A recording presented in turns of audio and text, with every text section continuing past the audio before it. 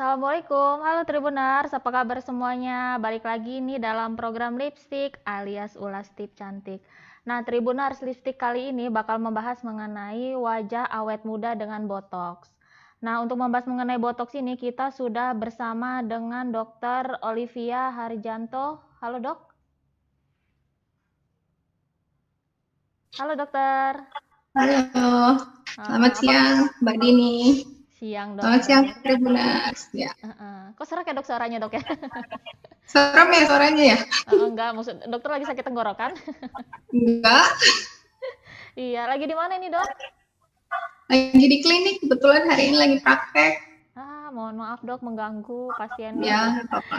Heeh. Nah Dok, sebelum kita mulai nih Dok ya, boleh dong Dok kenalin diri dokter dulu gitu, biar Tribuners ini pada kenal dan biar saya kenal juga Dok, soalnya kan pertama kali Dok. Ya, oke, boleh. Mm-mm. Perkenalkan, semuanya nama saya Dr. Olivia Harjanto. Untuk saat ini, saya praktek hanya di klinik Limonia di Lampung. Hanya di Limonia saja, tapi di Limonia ada 2 cabang ya, di Halim sama klinik Teluk. Di Teluk saya praktek Senin, Selasa, dan Kamis. Untuk di Halim saya praktek Jumat dan Sabtu. Untuk hari Rabu kebetulan saya off. Iya. Jadi di Berarti Lampung kalau hanya praktek di situ aja. berarti kalau mau perawatan sama dokter ke sana ya? Ya betul. Iya, sekarang kan lagi tren-trennya Dok ya perawatan ya Dok ya.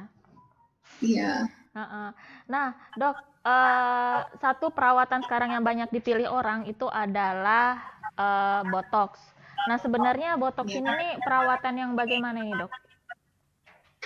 Oke, botox memang lagi ngetren banget nih untuk saat ini karena kebetulan dia treatment yang sangat mudah, terus downtime-nya juga sebentar, efeknya cepat banget terlihat.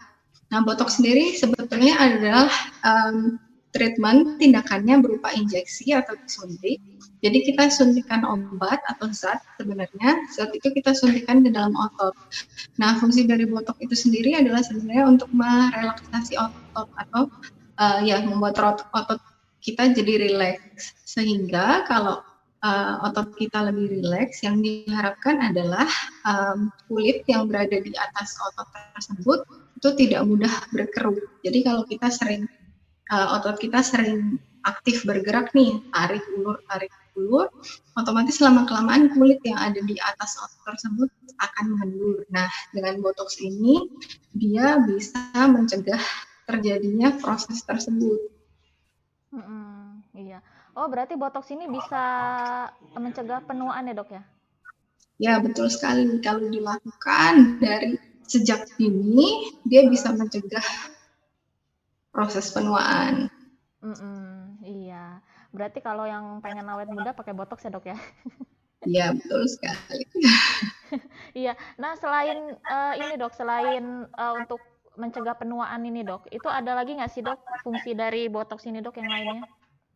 Nah, oke, untuk botox sendiri sebenarnya ini prosedur yang cukup umum dan sering dilakukan di klinik, dan dia manfaatnya banyak sekali. Nah, botox ini sendiri bisa membantu berbagai kondisi ya, contohnya untuk strabismus atau sering kita sebut dengan mata juling di anak-anak, ataupun dia juga bisa mengobati hiperhidrosis atau yang sering disebut ketiak yang basah, atau dia juga bisa ya mengobati berbagai masalah otot, jadi spasma otot atau ketegangan otot, bisa untuk migrain dan hampir semua gangguan ketegangan otot tuh kita bisa bantu dengan botox. Nah, tapi yang paling botox itu paling sering digunakan di dunia medis itu di estetika, terutama untuk anti-aging biasanya. Itu saya baru tahu loh Dok, ternyata bisa untuk ngobatin migrain ya Dok? Ya, bisa untuk migrain, hiperhidrosis yang ketiak basah, bisa juga untuk mata juling yang tadi saya bilang, penyakit-penyakit yang terutama disebabkan oleh ketegangan otot. Dan dia nggak hanya digunakan di wajah, dia bisa disuntikan di seluruh bagian tubuh yang memiliki otot sebenarnya. Oh, bisa semua ya dok ya buat botok ya dok ya. Bisa. Heeh. Berarti sama kayak filler dok ya, filler juga bisa seluruh tubuh sebenarnya. Ya, Heeh. tapi filler beda tujuannya. Kalau filler kan lebih untuk mengisi ya, Heeh. mengisi daerah yang sudah hilang. Heeh. Nah, ini dok, ini baru saya mau nanya dok, bedanya filler sama botox itu apa dok? Nah, filler sendiri itu adalah zat yang digunakan biasanya untuk mengisi Heeh. volume yang sudah hilang. Biasanya pada kulit yang sudah aging atau menua itu ada daerah-daerah wajah yang Heeh. ada kompartemen lemak itu biasanya sudah mulai menghilang. Itu menyebabkan kulit menjadi turun. Jika di bagian itu lemaknya hilang. Nah, itu biasa kita gantikan atau isi dengan kita sebut filler. Nah, Heeh. kalau untuk botok sendiri, kalau untuk di wajah, biasanya kita gunakan untuk menghilangkan kerutan. Tapi selain menghilangkan kerutan, kita juga bisa gunakan botox untuk meneruskan wajah. Uh, ya, biasanya kalau di wajah itu. Heeh. Iya. Nah, berapa kali botox dok itu hasilnya baru kelihatan? Apakah sekali sudah dok? Sudah kelihatan? Biasanya satu kali botox sudah kelihatan, namun botox itu tidak saat itu juga langsung kelihatan hasilnya. Biasanya dia akan mulai berasa kencang atau nampak itu di hari ketiga sampai ke-5 bervariasi ya.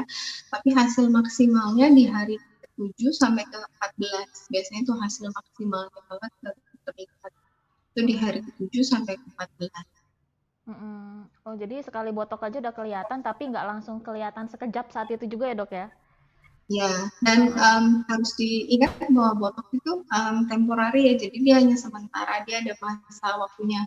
Nanti setelah sekian bulan efeknya dia akan habis. Jadi biasanya sih 4 sampai 6 bulan dia akan bertahan, setelah itu dia akan mulai kembali seperti semula.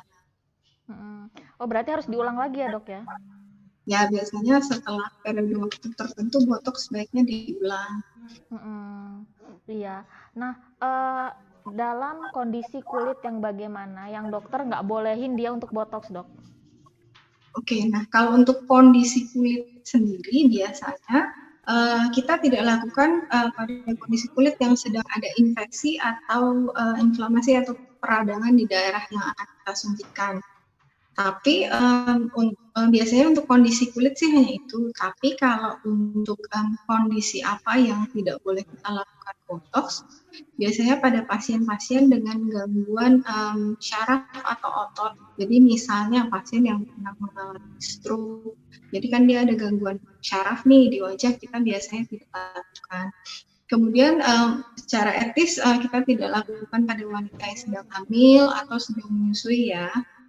Untuk kontraindikasi lain biasanya kita tidak lakukan terhadap pasien yang memiliki gangguan darah atau dia sedang dia memiliki alergi nih terhadap salah satu dari komponen botox atau dia sedang mengkonsumsi obat-obatan tertentu nih yang mungkin memiliki efek yang either dia bisa meningkatkan kerja botox atau mengurangi kerja botoxnya itu sendiri. Contohnya golongan antibiotik aminoglikosida itu bisa meningkatkan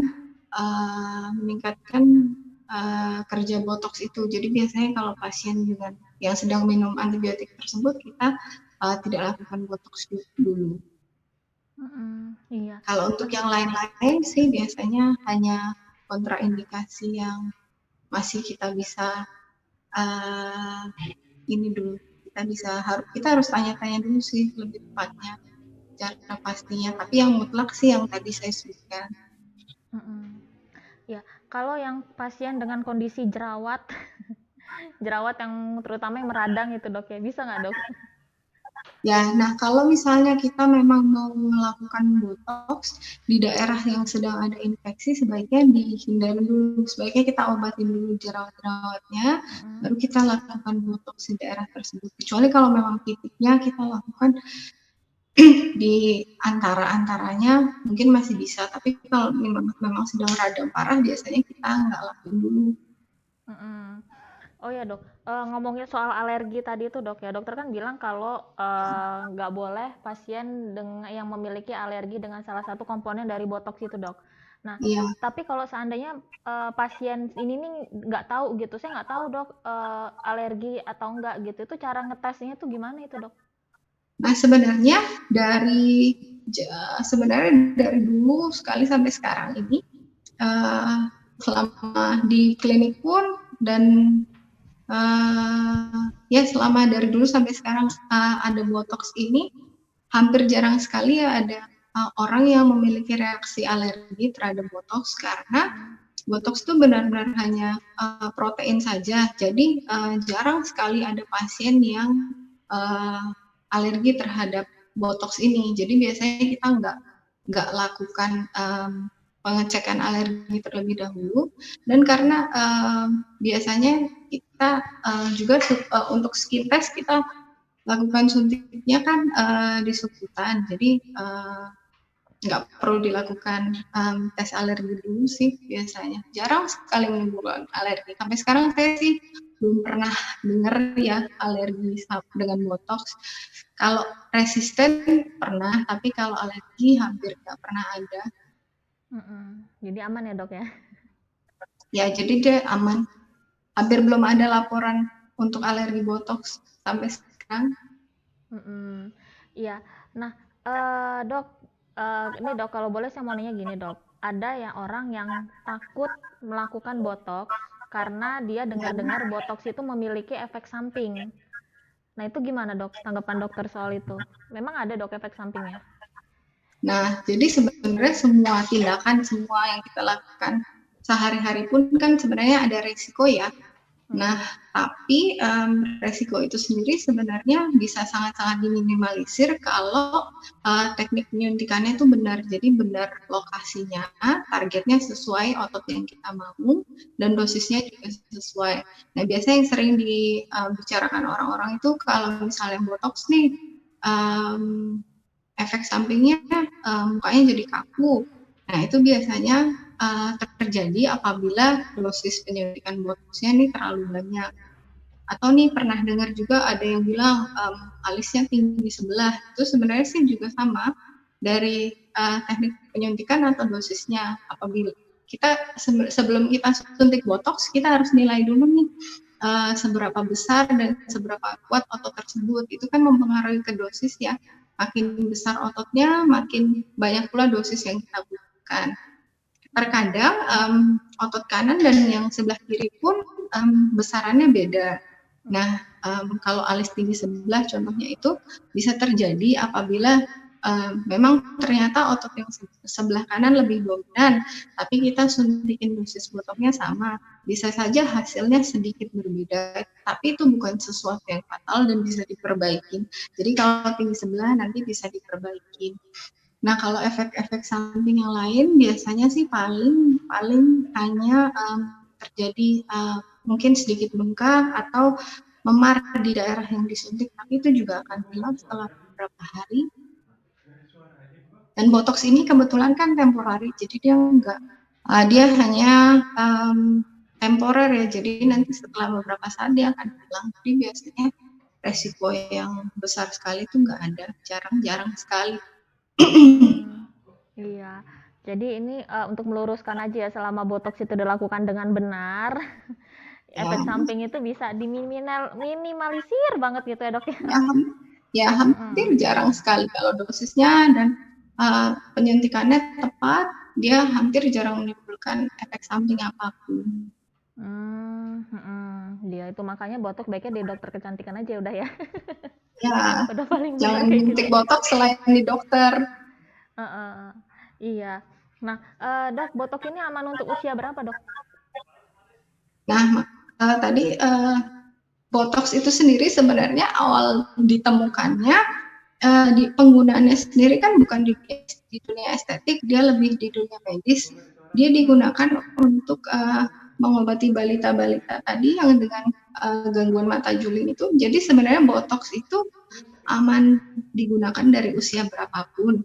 Tapi kalau dari segi estetika, karena untuk mencegah penuaan ini, biasanya kita bisa mulai suntik di usia 20-an, 25 itu juga sudah oke. Karena kan prinsipnya kita ingin mencegah.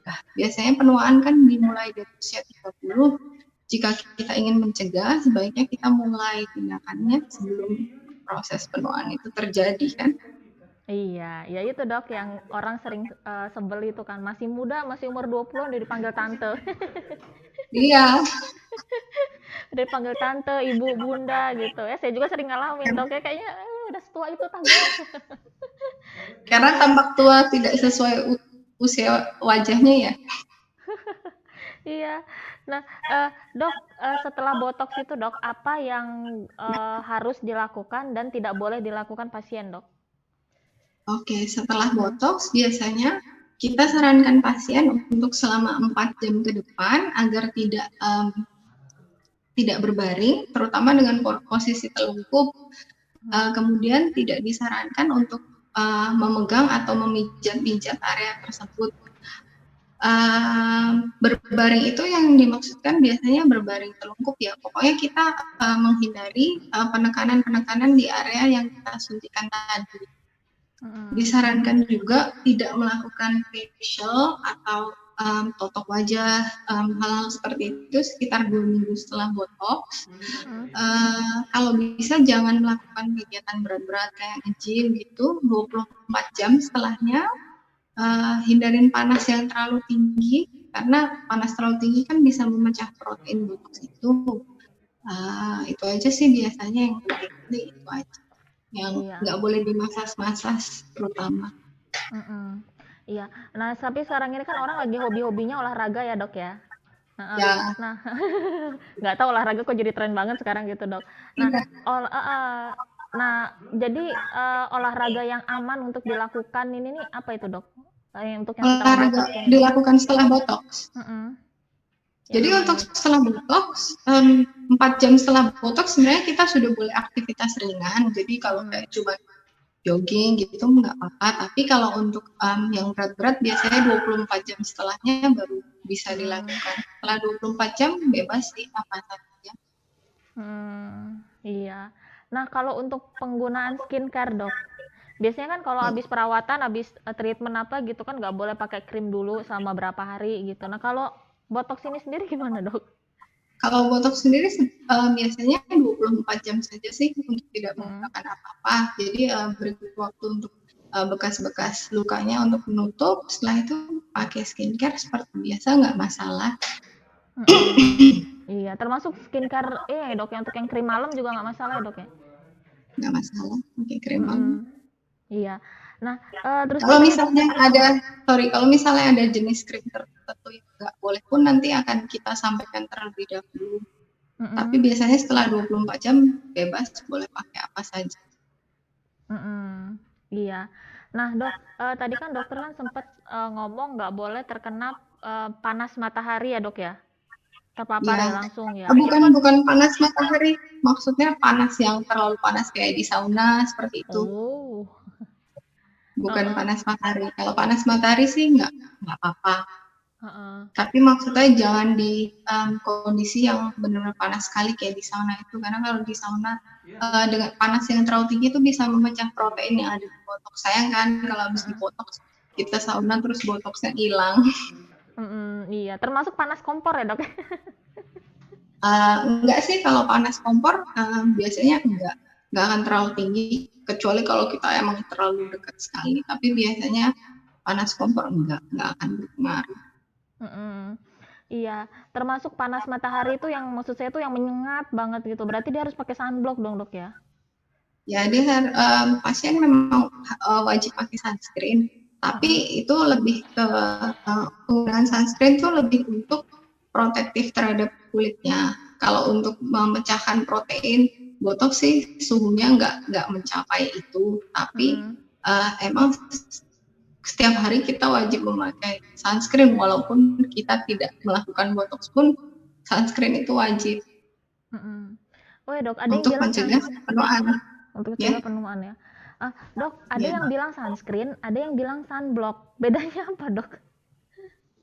Itu hanya kata-katanya aja sih, karena sunscreen itu dia menahan, melindungi kulit dari sinar UV dan UVB, dia tapi tidak memblok. Sekarang kalau penggunaan penggunaan kata sunblock sekarang sudah tidak digunakan, lebih digunakan sunscreen karena dia memang hanya meng-screen, hanya memproteksi terhadap sinar UVA dan UVB. Iya. Dan ya. Nah, untuk kondisi cuaca di Indonesia ini, Dok, itu kita harus minimal berapa, Dok, SPF-nya, Dok? Nah, SPF sendiri itu protection factor, jadi dia adalah jadi perbedaan SPF 30 dan yang 30 itu 97%, yang 50 itu 98%, bedanya sedikit aja. Tapi kalau dari teori nih, satu SPF itu bisa melindungi kulit kita selama 10 menit. Nah, jadi kalau SPF ya. Nah, tapi ini untuk kondisi normal-normal saja. Kalau misalnya mataharinya jauh lebih terik, SPF itu bisa lebih cepat hilangnya. Jadi SPF itu lebih untuk jangka waktunya sih, bukan kemampuannya si sunscreen ini.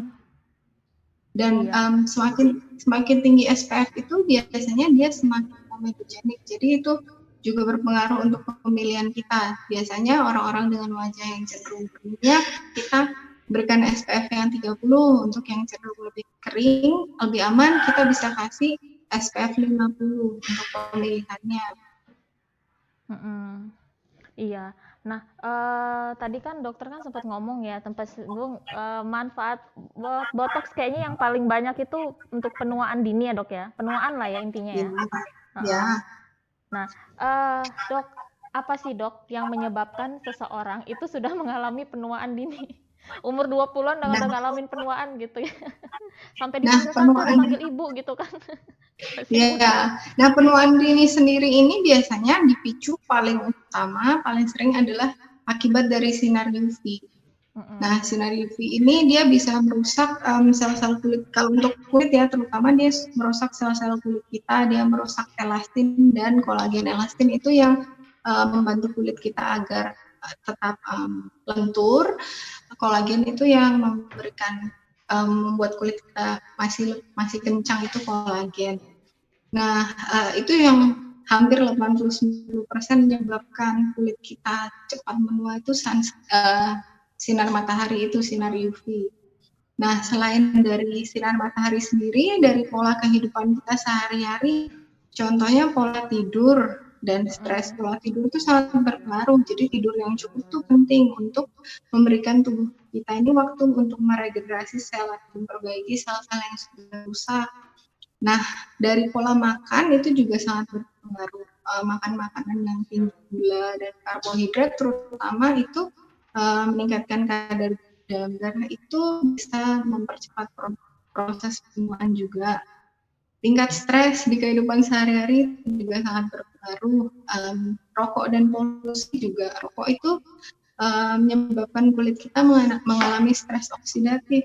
Stres oksidatif itu jadi jumlah radikal bebas itu jauh lebih tinggi dibandingkan kemampuan tubuh kita untuk menetralkan. Nah, jadi untuk orang-orang yang merokok secara aktif maupun pasif, pasti kulitnya cenderung lebih cepat menua, kusam.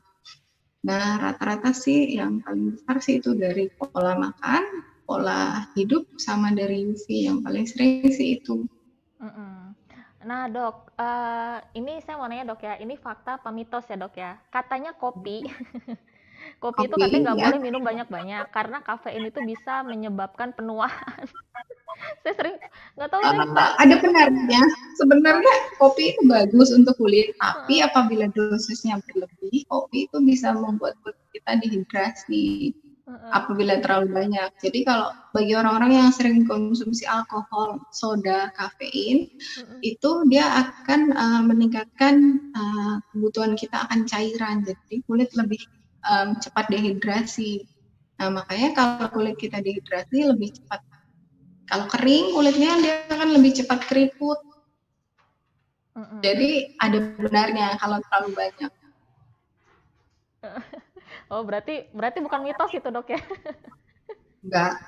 Bisa, tapi kalau dosisnya berlebihan sekali. Kalau berlebihan. Tapi kalau cuma sehari secangkir masih aman ya, Dok ya? Sebenarnya bagus malah kafein itu. Kalau dalam dosis yang sesuai ya. Iya. Nah, tadi termasuk kata dokter itu pola hidup. Berarti yang suka-suka begadang, nonton drakor itu, Dok ya? Ya, betul sekali. Rumah kulitnya, jadi kalau kita tidurnya sering begadangan, tubuh kita kan akan stres nih. Jadi stres itu memicu hormon kortisol, hormon stres di tubuh kita. Nah, itu akan menyebabkan banyak meningkatnya proses peradangan. Nah, jadi selain kulit kita jadi kusam, jadi cepat tua, kulit juga jadi meningkatkan produksi sebum. Nah, jadi bagi yang kulitnya sudah berminyak, jadi kalau begadangan akan lebih mudah jerawatan biasanya. Iya.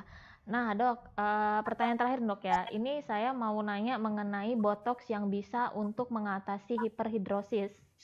Nah, hiperhidrosis Ya, ini kan sampai sekarang ini masih jadi masalah buat orang, Dok ya. Apalagi kalau cuacanya panas terik gitu ya, udah pasti basah gitu ya. ya, Mm-mm. Nah, ya. bagaimana sih, Dok, apa namanya, botox ini disuntikan di bagian mana saja itu, Dok, untuk mengatasi hiperhidrosis? Dan apakah dengan satu kali botox saja itu sudah bisa hiperhidrosisnya sudah bisa teratasi, Dok? Oke, jadi hiperhidrosis atau jadi saya jelasin dulu nih sedikit cara kerja dari botox ya. Jadi botox sendiri adalah sebuah protein, dia fungsinya adalah untuk memblokir sinyal. Jadi kalau misalnya otot kita mau bekerja nih, dia kan pasti butuh sinyal dari otak. Nah, si botox ini kebetulan memblok sinyalnya. Jadi sinyal dari syaraf mau ke otot diblok. Jadi ototnya tadi nggak bisa bergerak sesuai yang diperintahkan kan, makanya dia jadi relax. Nah, kalau untuk kasus di hiperhidrosis, dia si botox itu menghambat sinyal yang dihantarkan dari syaraf ke kelenjar keringat. Jadi kelenjar keringatnya untuk produksi keringatnya sendiri itu jadi menurun karena dia kan nggak mendapatkan sinyal dari otak nih untuk produksi. Nah, jadi biasanya kita lakukan botox, kita suntikan botox itu kita suntiknya biasanya lokal, jadi di area yang kita tuju.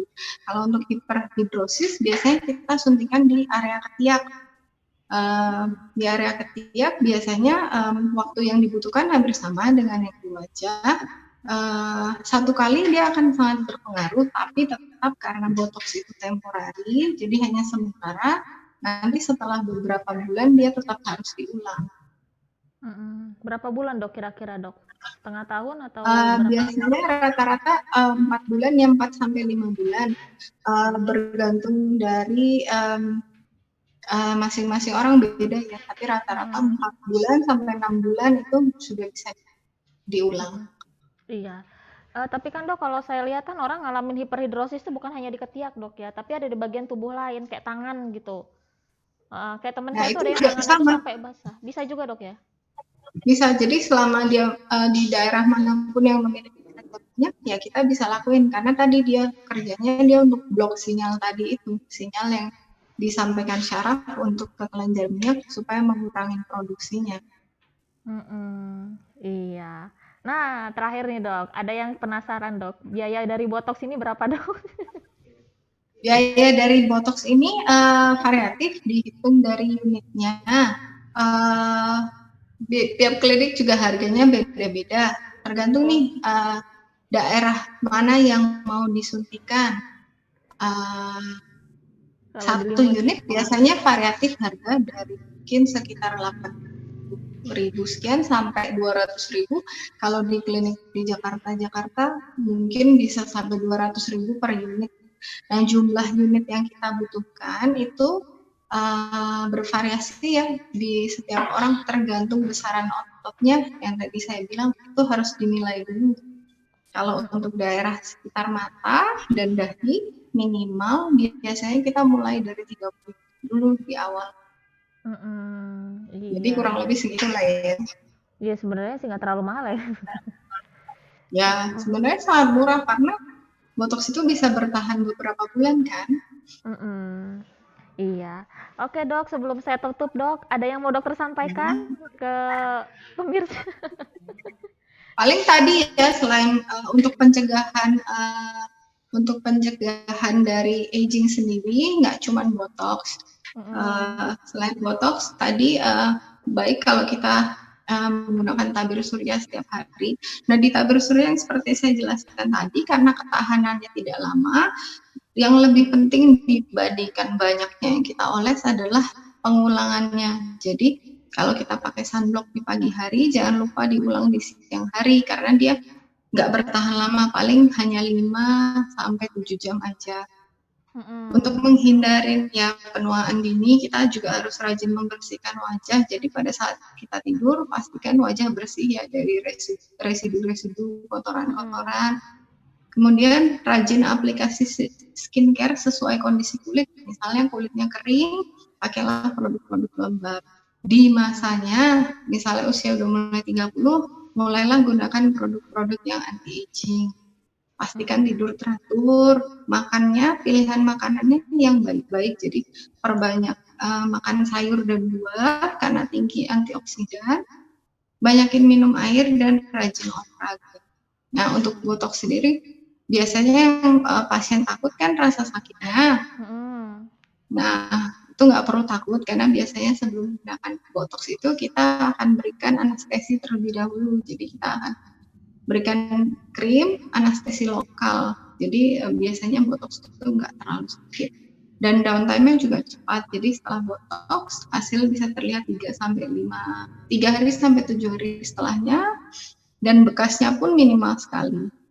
Biasanya kalaupun ada bekas, paling hanya titik memar sedikit, tapi itu pun akan hilang dalam beberapa hari. Oh iya, itu tadi dok yang lupa saya tanya dok, ada bekasnya nggak itu dok ya? Apa maksudnya setelah botox itu apa ada merah-merah gitu ya? Mungkin kayak luka gitu, nggak ada ya dok ya? Nah, paling hanya titik bekas suntikan itu. Titik bekas suntikan itu akan ada benjolan sedikit, tapi dalam 1-2 jam dia akan menghilang. Untuk bekas suntikannya sendiri, kalau tidak ada memar, dia akan hilang dalam sehari juga dia akan hilang. Tapi apabila ada memar, biasanya mungkin butuh 3-5 hari memarnya juga akan hilang sendirinya. Iya, biasanya aman itu ya, aja ya? sih. Ya aman nggak kelihatan juga. Iya, baik dokter Olivia, ada lagi yang mau disampaikan dok? Udah itu aja sih. Oke dokter Olivia. Baik dokter Olivia, terima kasih banyak dok atas waktunya dok. Iya, belum pernah ketemu terima tapi kasih sudah juga mau. ya atas kesempatannya siang ini, semoga bermanfaat ya. Izin saya terbitkan di koran ya dok ya untuk hari Minggu. Ya, boleh, nggak apa-apa. Iya. Oke dokter Olivia, terima kasih banyak atas waktunya sudah mengganggu prakteknya dok ya.